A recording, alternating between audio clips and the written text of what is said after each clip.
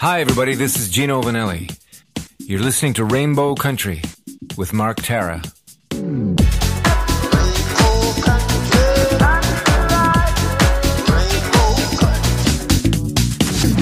The views and opinions expressed on the following program are those of the persons appearing on the program. Today on Rainbow Country, British author and teacher Kirsty Loehr joins me to talk about her latest writing, A Short History of Queer Women. A book that sets the record straight on women who have loved other women through the ages. That and more on episode 325, so stay tuned. The Gay Talk Radio right here on Rainbow Country. Hi, this is Emily Saliers from Indigo Girls. Hey everyone, this is Chris Harder, porn star, burlesque performer, and the creator of Porn to Be a Star. You're listening to Rainbow Country with Mark Tara.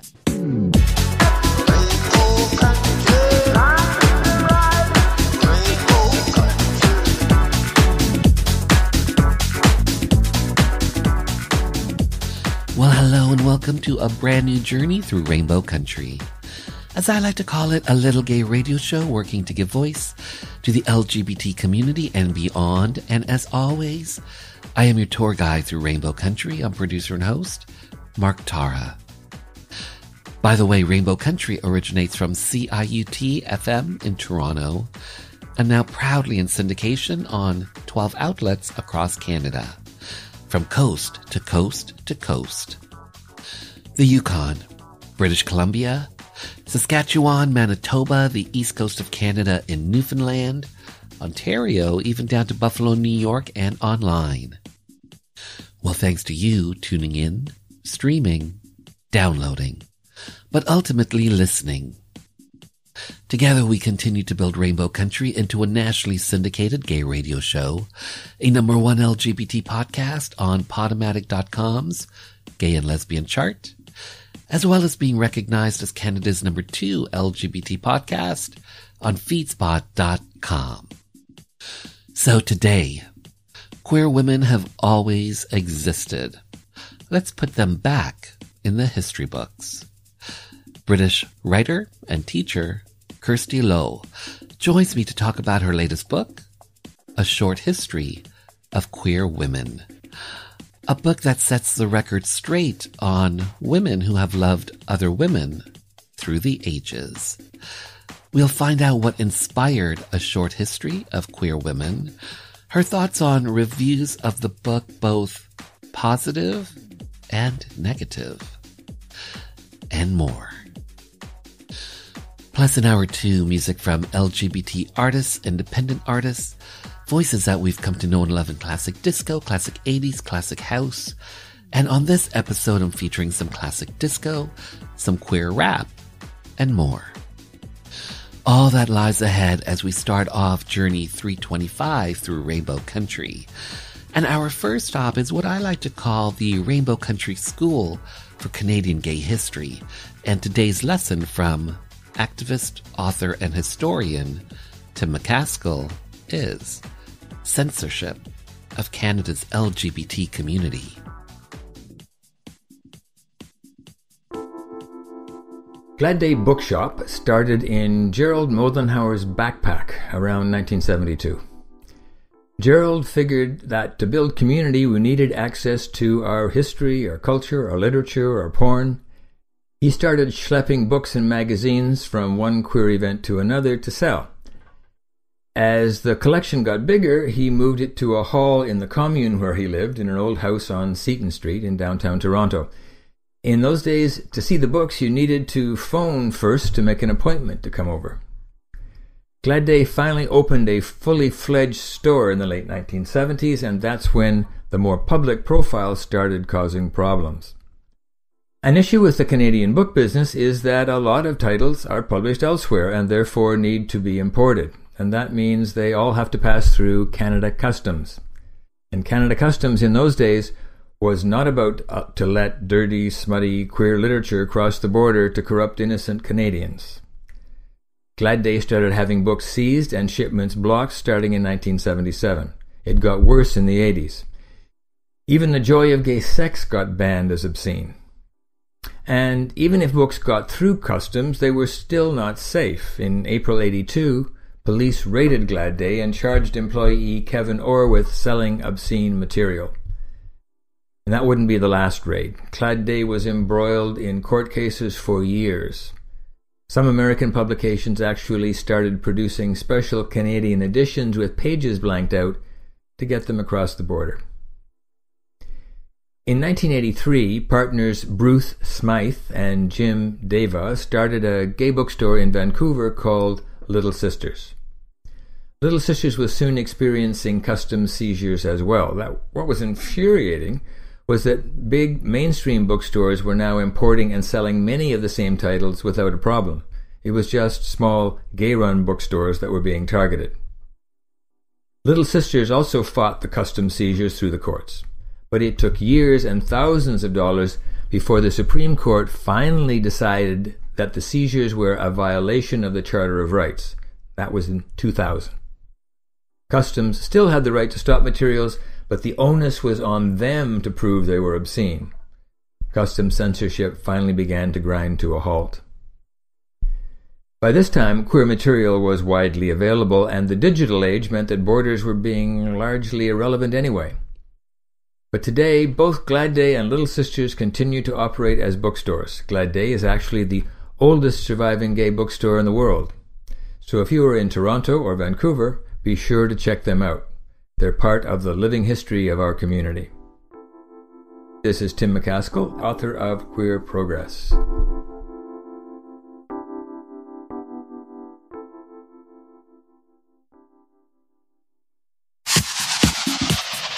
Hi, I'm Saida Garrett, co-writer of Michael Jackson's Man in the Mirror, and you're listening to Rainbow Country with Mr. Mark Tara.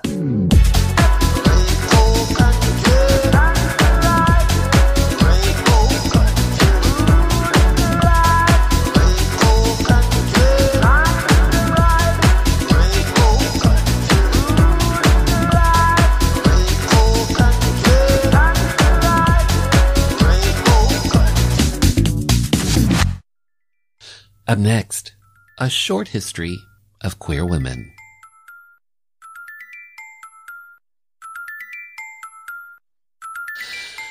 Kirsty Loehr, hello, how are you? I'm good, thanks. First of all, am I saying your name correctly? Kirsty Loehr? Yeah, pretty much. Okay, yeah. You can elongate the or law. I have to say, Kirsty, thank you for being here to have your voice, your story be heard by the LGBT community and beyond. So thank you for that, especially to talk about your new book, A Short History of Queer Women. This is your latest book. First of all, your book is out. It's seeing the light of day. People are reading it. People are reviewing it. How are you feeling now that your baby is out? Yeah, I know. It's strange because it's been something that I've been working on for years, and to have it out now and people reading it and, you know, people reacting good and bad to it, it's a little overwhelming slightly, maybe. I don't know. I mean, before it all happened, I was excited for this. So, but now it's in the first week, so I'm a tiny bit apprehensive, a little nervous, but I'm enjoying the ride. It's fun. So, A Short History of Queer Women. Talk to me about this book, and essentially, what are you getting at? What do you want your audiences to get from this book? For me, I'm 36 years old, so I mean, technically 36, you know, it's not old. It's not that old. I tell myself that every day. But, you know, it's not that old. But in terms of technology and the internet and social media, it's ancient, right? So as a child, when I realized that I was gay, that I was lesbian, it took me a really long time to come to terms with that, mostly because I had no one really to look at. There was no representation. It was very difficult for me to find people like me. And this was early 2000s, so it's not long ago. But I didn't have access to the internet, so there wasn't that immediate accessibility that a lot of young people get now. So it was a lot of finding bits and bobs and patches and trying to patch that all together. So what I wanted to do was just create something that was all in one book, not too heavy, not too much information, just give people an idea of the fact that these people existed throughout history. It's not a recent thing. And I've hopefully given them the tools to go find out more. You could have favorites, you can have people that you relate to, and hopefully they can go out and find more information about these people. But I just wanted them all in one place because that was something I found very difficult as a young kid.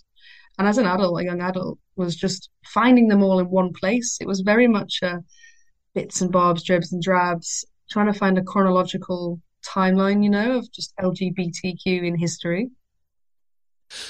Is this a history book?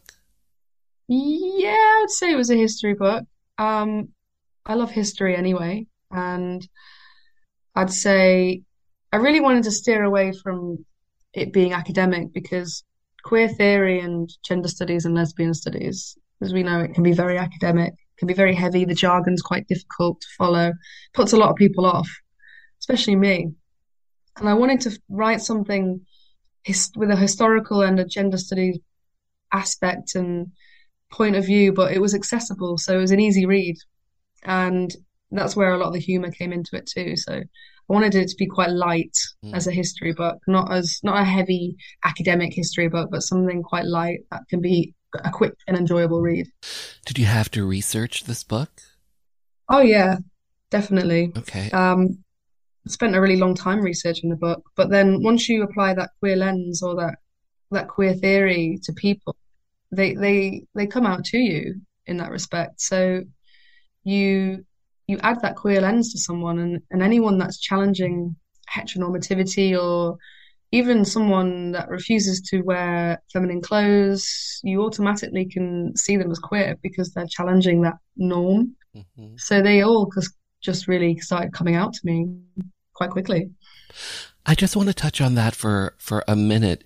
You're just mentioning people, women wearing, let's say, men's clothing. That's one thing, but that does not necessarily mean that they may consider themselves a man. Would you agree with me with that? I mean, we can never know. We don't have that ability exactly to going back in time. Yeah. And we shouldn't superimpose our own beliefs on people who can't identify. But certainly some of these people would have been trans, or if they had that vocabulary, I really believe that a lot of them definitely would have identified as trans. But I think, I think you would agree with me in saying that, first of all, we don't know in terms of people that have passed, but also too, it's possible that they just may have been, comfortable being in the body that they're in, but they want to express themselves in this manner. Of course, and you get that now, don't you? Yeah, 100%.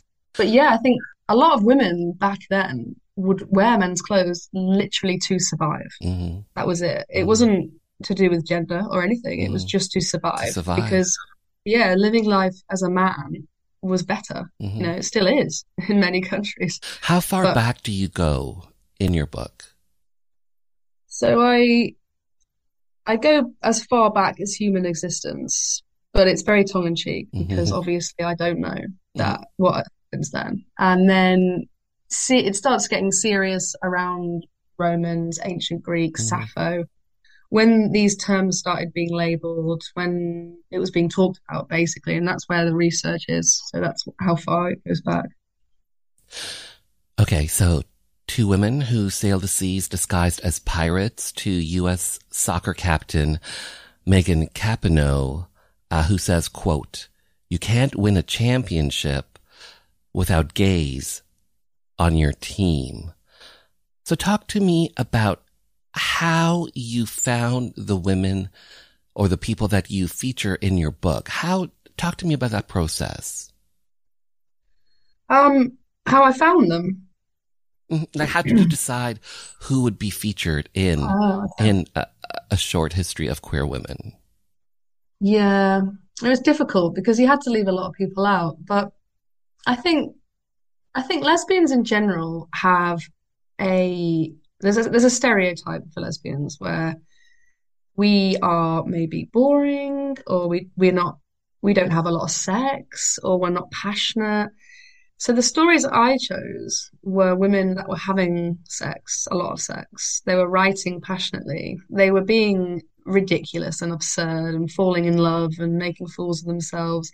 They were being violent. They were being criminals.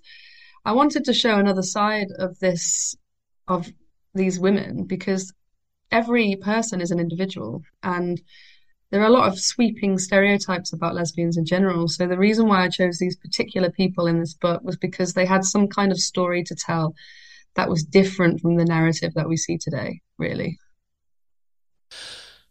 So straight washing, erasing queers from history, their contributions from history. Can you talk to me about that, straight washing, and how that applies to your book? So this was a term that I came across when I was studying doing my creative writing masters. And obviously this stems from whitewashing.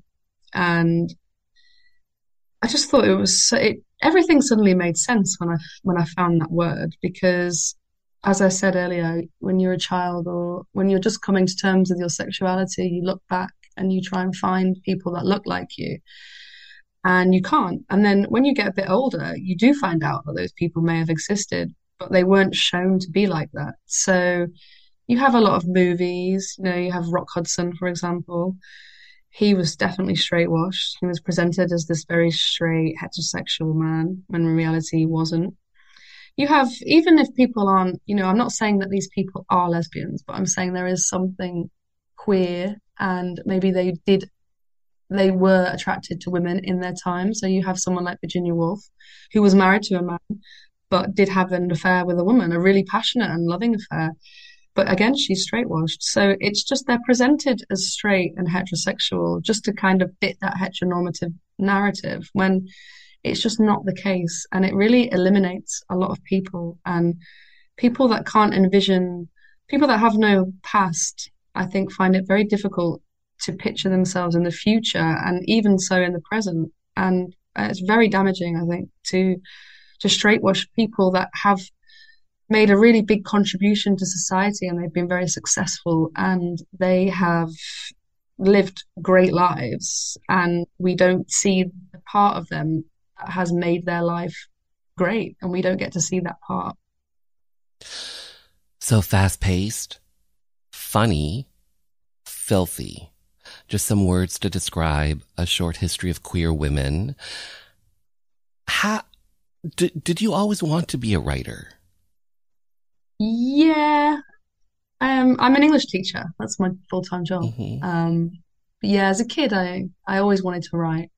And I always wanted to write about lesbians. Okay. So yeah, I just always wanted to write about them. I think it's because I couldn't find anything on them, so I wanted to write about them.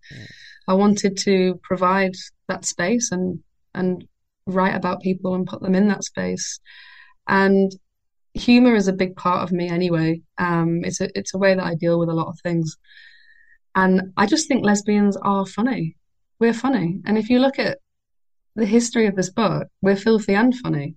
And like I said earlier, it's something that's often forgotten about in the LGBTQ community. I think lesbians are branded with this brush where we're all quite similar and angry or feminist, which is so true. A lot of us are feminists. I'm a feminist, and I am angry a lot of the time. But there is another side here that we enjoy. We enjoy being filthy. We have sex. We go out. We drink. We have lots of different relationships. But then there is that other part too, that we do really fall into these stereotypes. And I think I tried to highlight that in the book. There is this humor in the lesbian community where we do fall into these stereotypes, and it's funny that we do that. But then there is also that other side of us that I think I wish the media would use that and write about that more, rather than just these sweeping generalizations that lesbians tend to get in the media.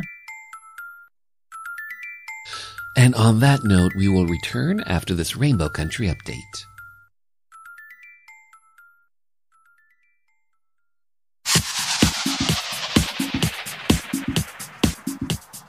Hi, everyone. This is Mark Tewksbury, Olympic champion, leader, humanitarian. You're listening to Rainbow Country with Mark Tara.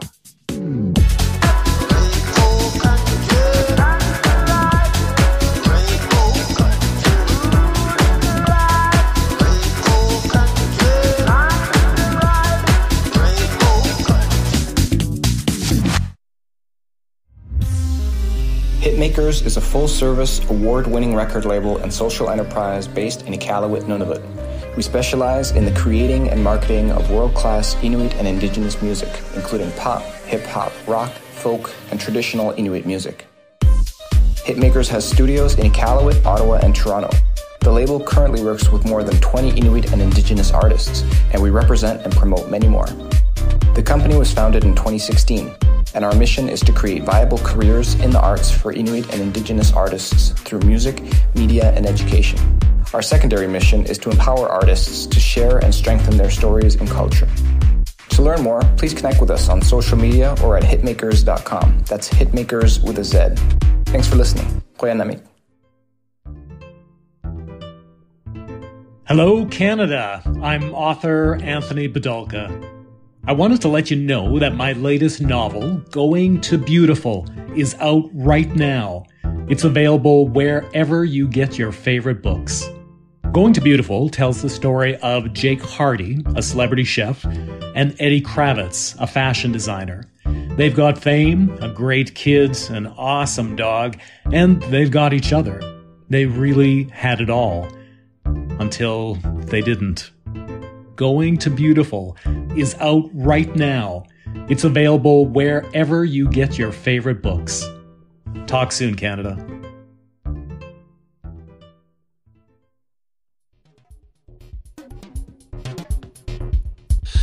Rosie, a new Canadian dramedy set in 1980s Montreal, is a film about an orphaned Indigenous girl, Rosie, who moves in with her reluctant, street-smart Francophone aunt, Fred, or Frederic. Rosie is a Canadian film about chosen family that includes two gender-bending best friends. Rosie is a Canadian film about love and misfits. Rosie, which had its world premiere at TIFF, opens in theaters across Canada starting November 11th. Toronto, Young Dundas Square, Winnipeg, Cinematique, Saskatoon, Magic Lantern, Roxy Theatre, and Ottawa, Mayfair Theatre. For more information, simply visit rosiethefilm.com.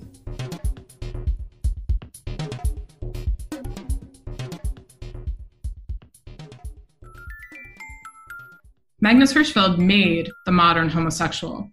He co-founded the world's first gay rights group, the Scientific Humanitarian Committee, in Berlin in 1897.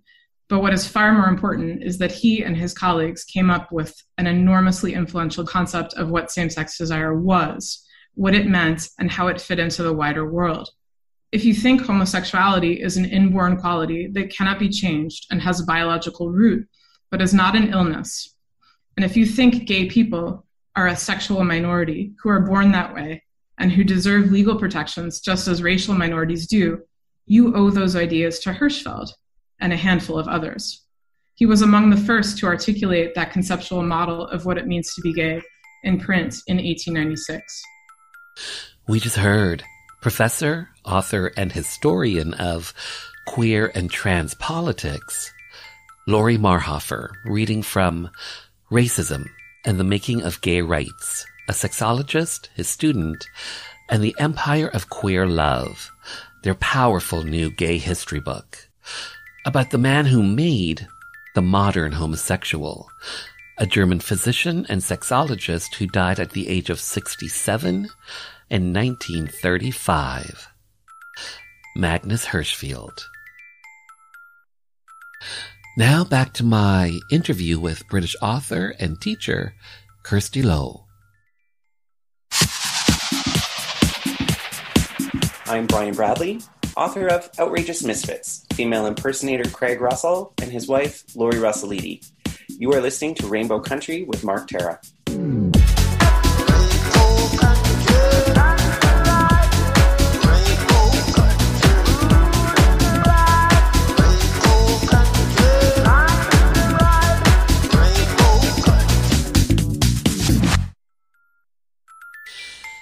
So there's a word that I recently came across. I never knew existed before. The word is presentism. Have you heard of this word? I haven't, no. So presentism, it basically means using present day terminology to describe essentially history. So taking terms that we use today and applying today's terms to what happened in the past. So say something like transgender. That's more of a more modern term, but up until I think the 80s, the word was transsexual, and the word still is transsexual in other parts of the world, but at least in North America and maybe in the UK, transgender is now the word to be used. And so you have not heard this word before. So good. I'm not the only one. So presentism and, applying that to your writings, because in doing my research on yourself and on the book is out. It's people, are getting it. They're reading it. They're also, reviewing it. And there are not a lot, but there are some reviewers that are taking issue to gender terms. But for me, and they're using today's terminology and today's thinking to apply to what may have happened, or assuming how these people were and how they thought about themselves. And I wanted to get your opinion and how you see, because you even mentioned this at the beginning, the good and the bad in regards to the book, the reaction to it. Can you talk to me about that and how some people are putting presentism to your book, and what are your thoughts on that? Yeah, that's a good question. It's the world changes so rapidly at the moment in terms of vocabulary and terminology that it can be quite difficult to keep up. And firstly, I think a lot of people need to, I think, give some space to people who are trying and coming from a good place. There's a lot of fear in our community, I think, and with a lot of heterosexual people in getting it wrong or saying the wrong thing. And people are very quick to jump on that and to attack. Now, with my book, this was something that I found difficult, and it was very back and forth, especially with things like pronouns. For me, the pronoun topic was very difficult, and all I could go on was the evidence that was presented to me. Now, I have used terminology, and I have tried to use the word queer in most cases. Now, this is a present word, but it's a good term to use that can categorize a lot of different identities.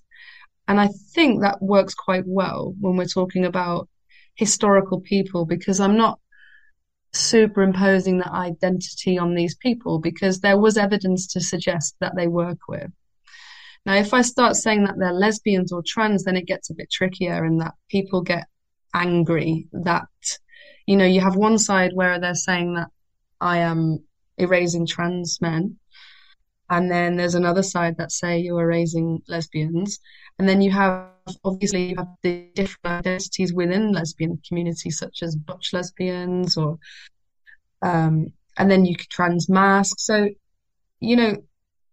there are the world today, like you said, identities are just getting bigger and bigger and bigger and bigger, and I think we need to allow people to catch up, or just to get a good understanding themselves of what they're trying to do. And I think it's very clear that I am coming from a good place with this book, and not in any way have I suggested that trans people do not exist. No, that is not what I believe in the slightest, you know. I think that lesbians and trans men have a very shared history.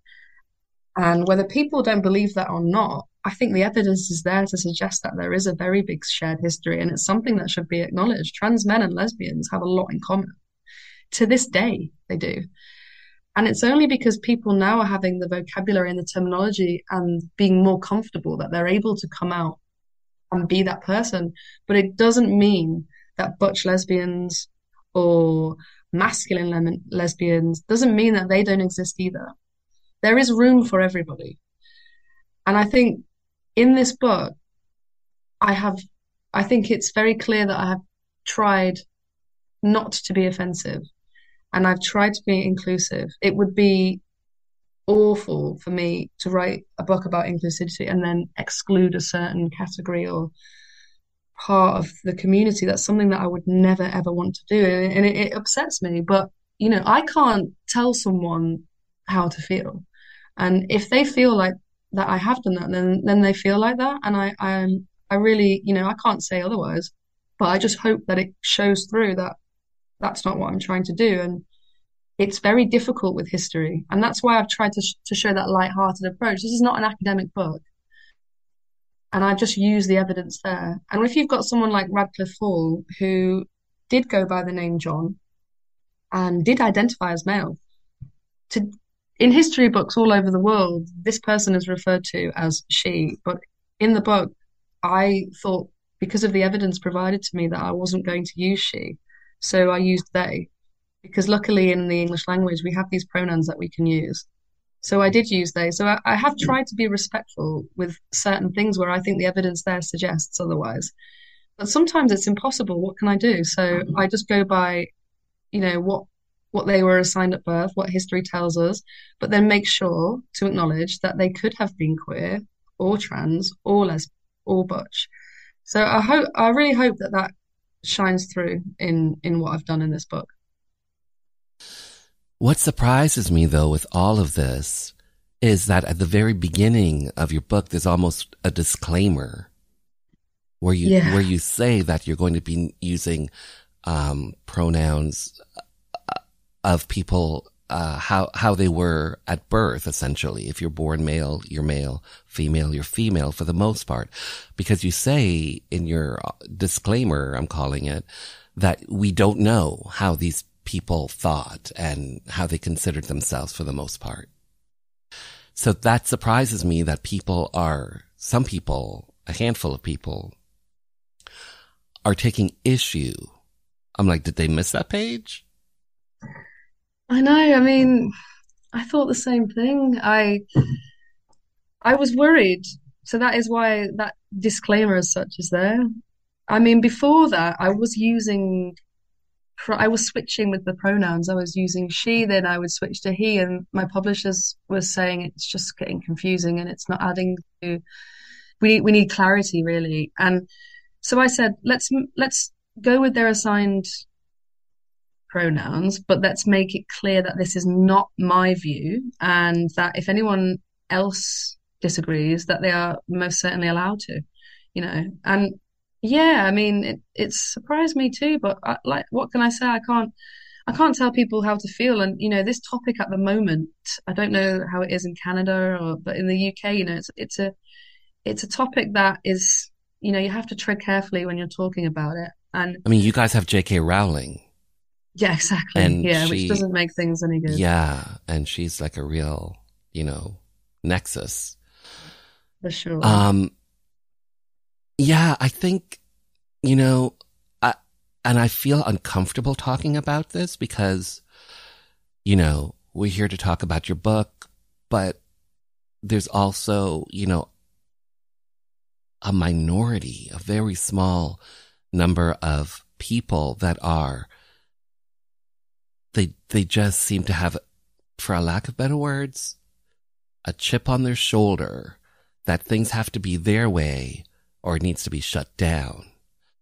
And I don't think that within the LGBT community that we should be fighting amongst each other. You know, we came together to, you know, get over the HIV and AIDS crisis.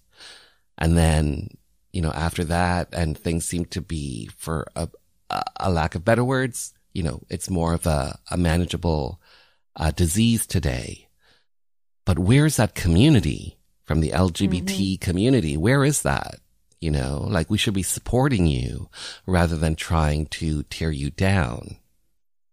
You know what I'm saying? It is, of course, there is a massive divide in the community at the moment. And I've had this conversation many times, especially recently, what with, what's going on with this book and what some people think, in that we should be fighting the oppressor rather than the people that are in this together as sorts. And you're trying to shine the light on history. Yeah. And so what, you don't want this light to be shone, people? But then I do think, within our community, it's kind of their time, really, in that they are very marginalized and stigmatized. And if you think of lesbians in the 80s, this expression that you said, have a chip on your shoulder, I think that's very relevant to lesbians in the 80s and 90s, and that it was very much the same, in that, you're not talking about us, you're talking about gay men. Gay men represent the LGBTQ community, and that's it. And then, in the 90s and early 2000s, there was a wave of people who identify as bisexual, were going through the same thing. And then obviously in the 50s, 60s, way back, was gay men. And then now the trans community, it's kind of their turn to get pissed off, really, which I do sympathize with and I understand. But then, you mentioned J.K. Rowling, you look at something like that and then you look at my book, and I just don't see the correlation between the two, in that J.K. Rowling is going out specifically to upset and stigmatize the trans community, whereas I'm trying to be inclusive and shine a light on history, as you said. So there has to be a bit more thought in this, in this word TERF that gets thrown around a lot.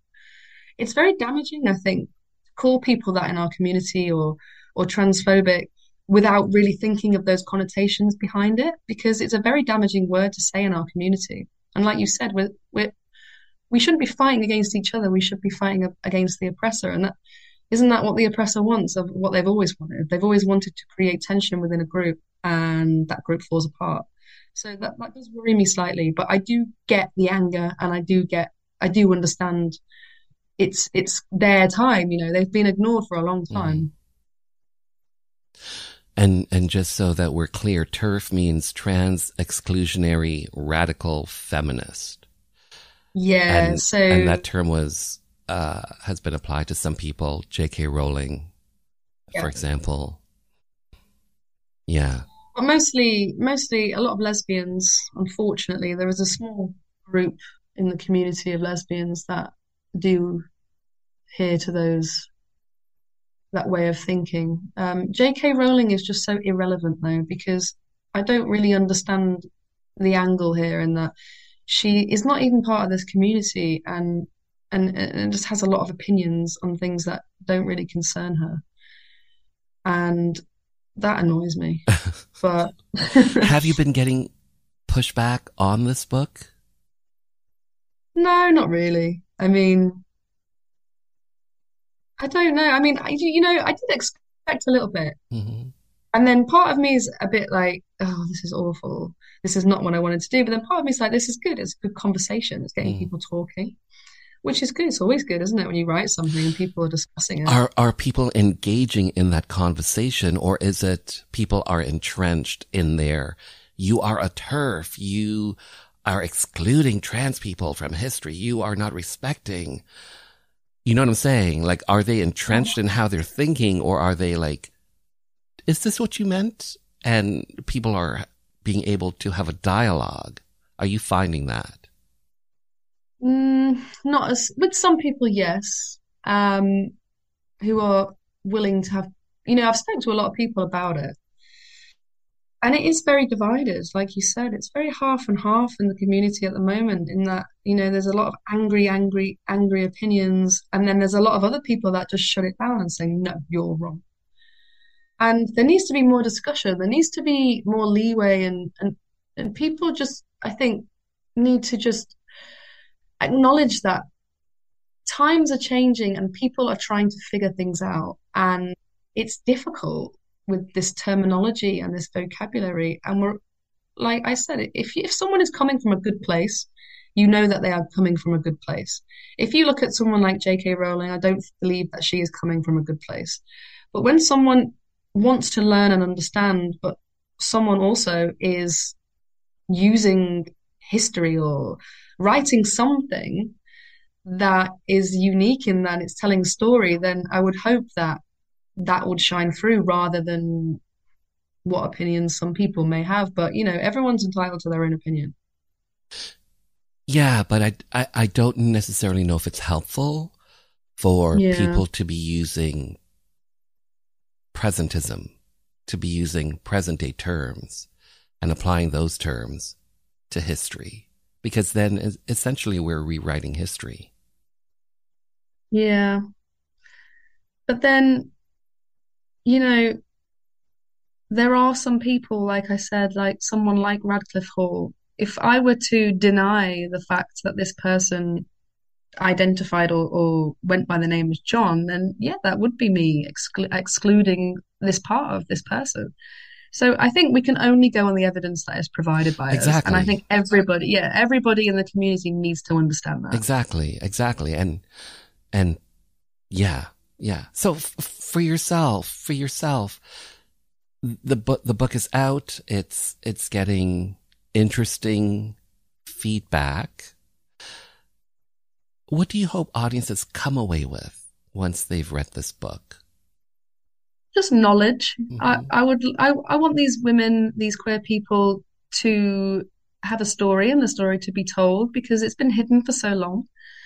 So I want people to know that Vita Sackville-West went to France with her lover and her husband flew in a plane over the channel to go and get her.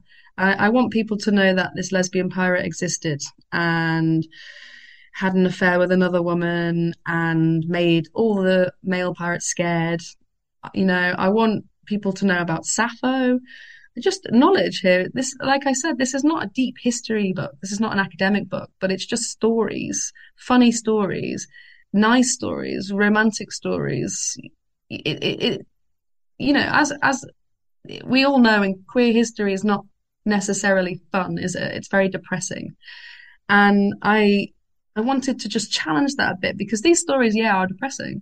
It's sad what happens to us, but then there are some funny, amusing tales that make light of the fact that these people were people and they enjoyed life to an extent, and they had these relationships and these passionate affairs, and in a horrible time where they weren't allowed to be themselves, they did exist. And I think I really want people to know that they existed. And there is a woman in this book, Lorraine Hansberry, who she wrote to a magazine that she found. This was a lesbian magazine, one of the first in the US. And the first thing she said was, I'm glad as heck that you exist. And that was so poignant to me. I just thought it was so passionate. And I just thought, wow, like this person wrote to them just to say, I'm glad you exist. And I just want people to know that these people existed, really. Are you content with the book? That it's out? Yeah. And it's there? Yeah, I am. Yeah, I am. I did think this was just going to be a nice, light-hearted, funny book. And I did think maybe there'd be a few people, you know, thinking, what about trans men? But I would have thought the disclaimer would have explained that, or they would see that trans men are spoken about all the way through the book.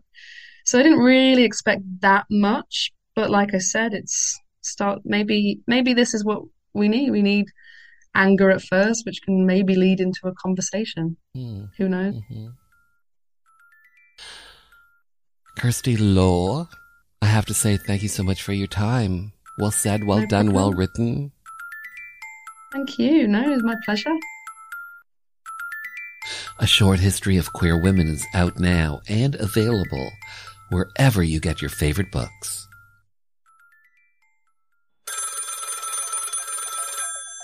The phone rings. I got a message from the mayor. he's going to call me back the next day. I get the call, and he said, if you'd accept, we'd like to honor you with the key to the city. There was an event later that year in May. Just a key, right? Like, key to what? A decent job, a good singing career. It's really a metaphor, but it's history. So a reporter wants to talk to me and says, so it's a key, right? Like, what's the big deal? I says, well, not everybody gets the key. So I looked it up, and I guess it is kind of a big deal. The date, May 17th, 2018, when trans activist Susan Gapka made history by becoming the first trans woman to be presented with the key to the city of Toronto. By the way, past recipients include Rush and the Raptors. My name is Charles Officer, and I'm the writer and director of Invisible Essence, The Little Prince. You're listening to Rainbow Country with Mark Tara.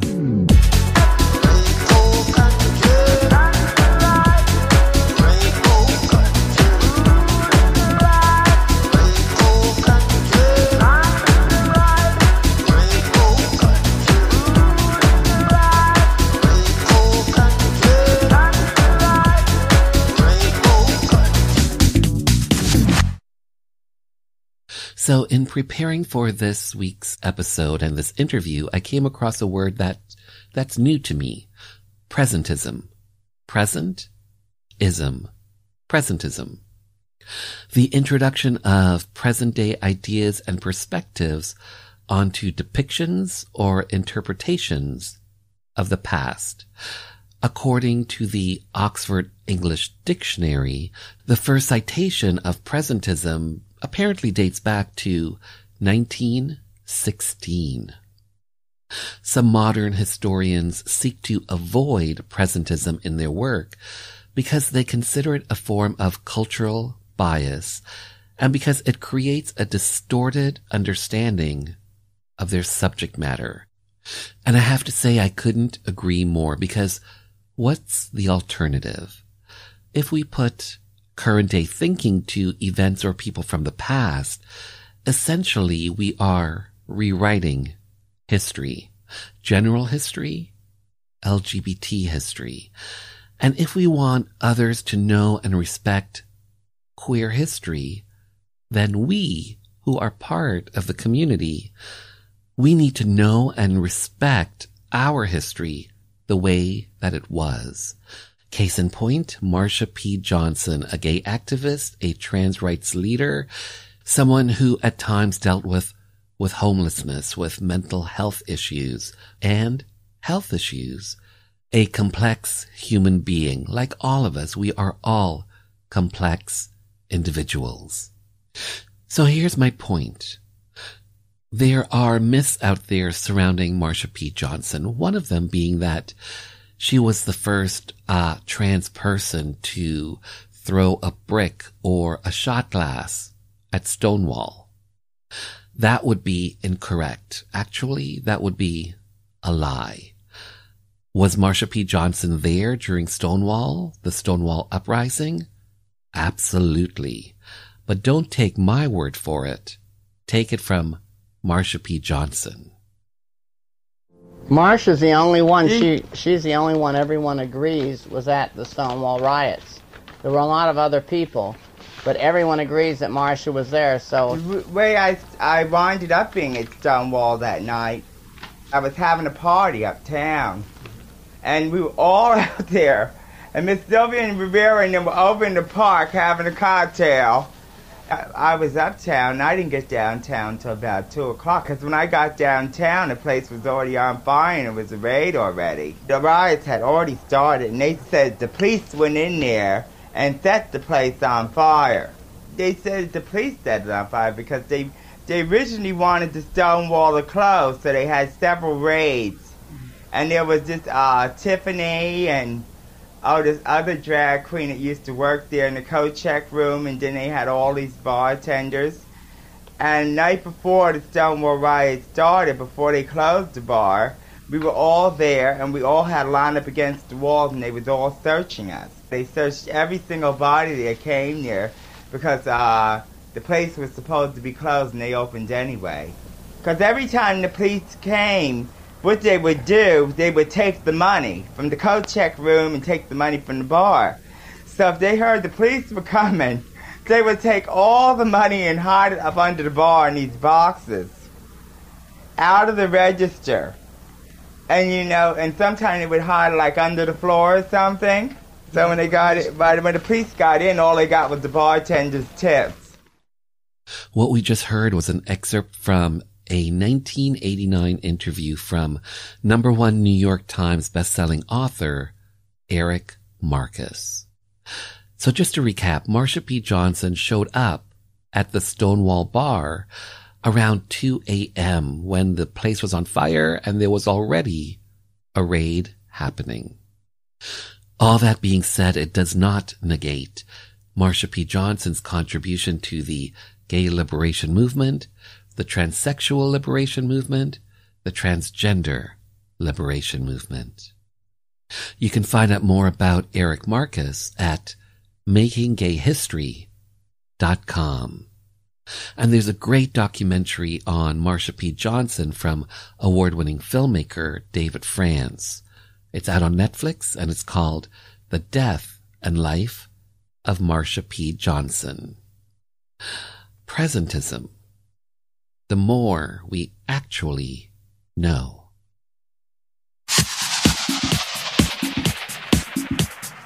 Hey, this is Rye Daisies, and you're listening to Rainbow Country with Mark Tara.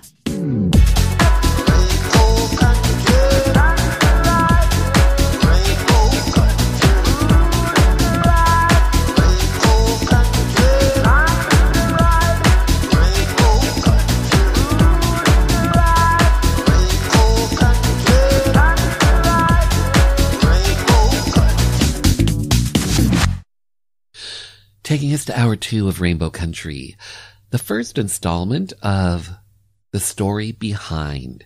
And to share his story, Jim Vallance, award-winning Canadian songwriter, arranger, drummer, producer, Bryan Adams' songwriting partner. Plus, he's the co-writer of Tears Are Not Enough, Canada's response to 1985's Ethiopian famine relief efforts.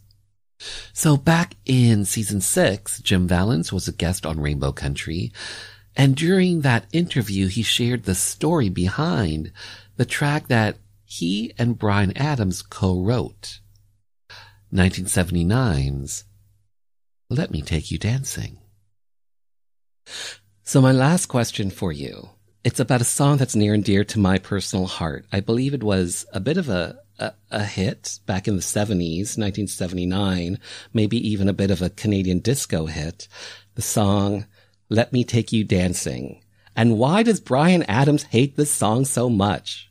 Well, I mean, I can explain it, and I'm sure you'll understand. So that's one of the first songs Bryan and I wrote we wrote it in 78 or 79. So Bryan is, I think, 18.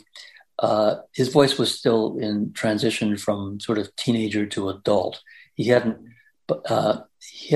begun to sing in the gravelly voice he sings in now. He was still, not effeminate, but it was still a teenager's voice, and he also hadn't really decided who he was as an artist. I think anyone that knows him now would consider him a rock artist or pop artist. But back then he hadn't really decided. And, disco was king. I mean, rock was really marginalized in the late 70s, and disco was everything. So we wrote this disco song, and so you purposely did that? We did. Yeah, it was like, we wrote a bunch of songs in and around that time, but this one was, purpose, we wrote it with, the disco style in mind, very, very much so. And it came to the attention of the record company. I think that song was very instrumental in Bryan getting signed to A&M Records. And they agreed to release a single, and it ended up being a hit in Canadian clubs. And then it came to the attention of a American disco producer who flew up, and we didn't re-record the song, but we added a lot of stuff to it at his instruction. And then there was also some magical formula back then that we were unaware of for a disco song. And this was religious. A disco song had to be 120 beats per minute, or it wouldn't get played in the USA in the clubs. So I think our version was, let's say, 118 beats per minute. So he had to speed it up 2 beats. And in doing so, Bryan's voice became even more kind of youngish, or even almost started to sound a little bit like a chipmunk. And that's what Bryan really objects to, is it's not really his voice. It kind of got sped up and digitized. But the good news is it was number 1 at Studio 54 in New York back in the heyday of disco. Yeah, so that was kind of the history of that song.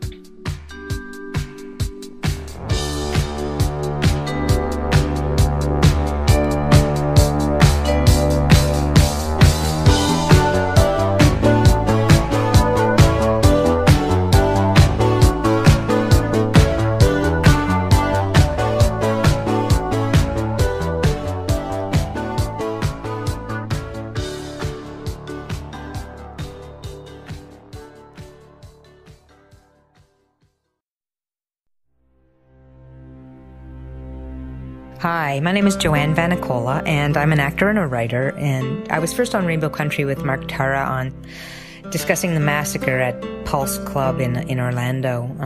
I realized how important it was for our community to have a radio station, specifically for our issues, to talk about people in the LGBTQ community and to provide an outlet for our stories, to discuss our politics, culture, and give voice to the issues that matter to us, and of course our artists and the things that we do globally, and talk about culture. And without people like Mark Tara providing a space for this with a radio show like this, then we wouldn't have that voice. So support, tune in. Thank you.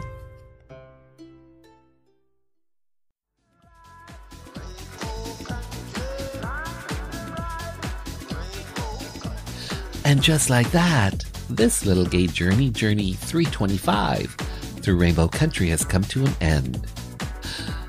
For the full 2-hour episode, simply head over to marktara.com, where everything is connected, and hit the archives banner.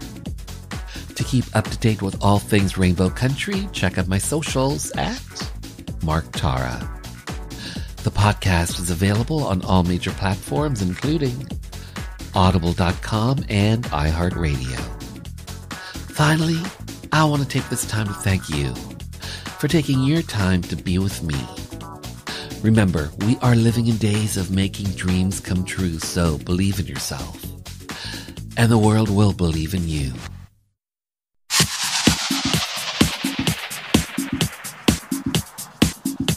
Hi, this is Police Constable Danielle Botno, also known as LGBT Cop, and you're listening to Rainbow Country with Mark Tara.